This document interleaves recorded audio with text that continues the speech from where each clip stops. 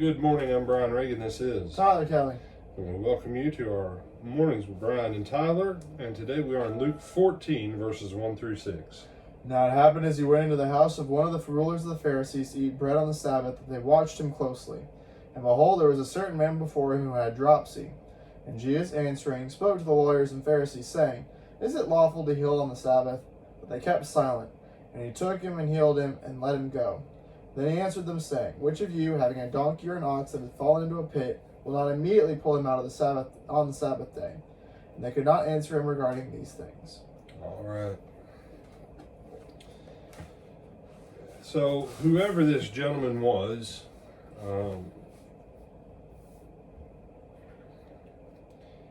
it was the Sabbath day. It was a ruler of the Pharisees. And this person obviously would have had some connection to the ruler of the Pharisees to have been in his house.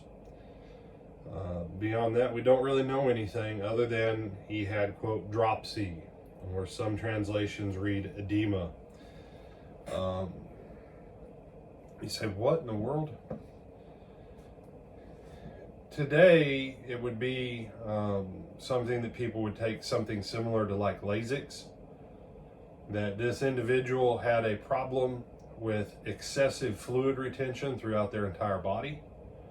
In ancient times, it was because it was attributed to gluttony and drunkenness, to eating too much, eating too many sweets, too many salts, too much savory food, etc.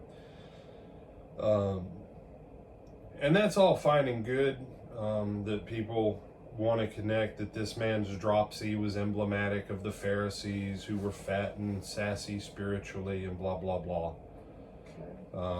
That has, if that was the point, then Jesus would have made that point.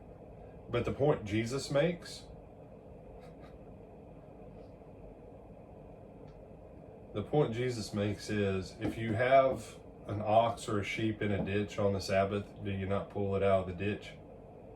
Or do you just leave it there until the next day and hope it's not dead by the time you come back to it? And Jesus' point is, there are some things that require you to give them priority over what you think traditionally deserves priority. And that is the point of this miracle. Now, that being said,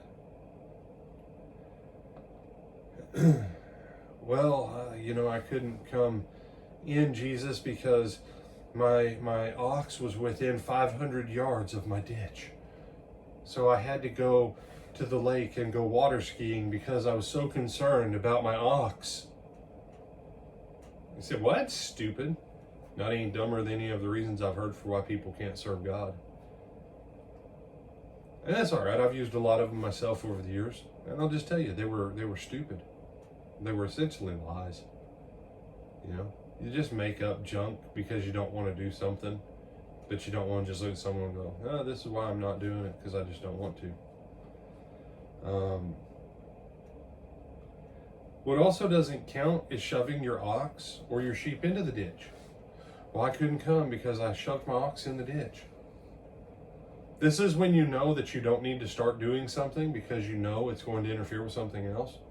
But you go on ahead and do it, and now it's something you can't get out of, just so that you can avoid the other thing. You see, their problem was a heart issue. It was. They were fine to let this dude eat with them and continue to have this ridiculous swelling and all the health issues that went with it. They didn't care about that. All they cared was that Jesus didn't do him any good on the Sabbath day. The problem was in their heart. Another part of their problem was they did value animals more than they valued people. And man, that's a whole different topic in our day and time. You got politicians saying, 200,000 people died from COVID. This is a failure in leadership. when for how many years we've killed between 1.1 and 1.9 million in abortion clinics? But nobody says that. No one says that. You say, well, you just did. Mm-hmm. That's the kind of stuff. You say, I thought these lessons were supposed to be about the miracles of Jesus. They are.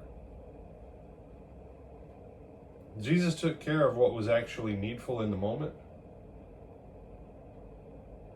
That didn't have anything to do with violating the Sabbath or anything else. This guy needed to be healed from this. It was the right thing to do. And he said, well, where's his faith? He presented himself to Jesus. He was there, but he presented himself to Jesus so that Jesus could help him. Because Jesus didn't just randomly go and grab people by the back of their head and go, you're getting healed today, whether you like it or not, feller. This guy came to Jesus. The wording makes it clear he came to Jesus. He wanted to be healed.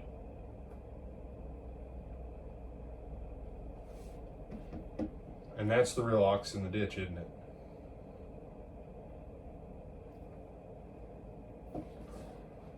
Things in front of us that want to be taken care of, and we blow them off.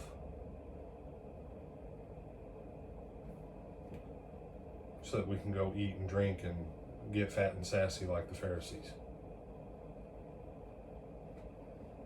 You got some thoughts on this one, my brother? Don't be fat and sassy. All right. With that, we bid you good morning.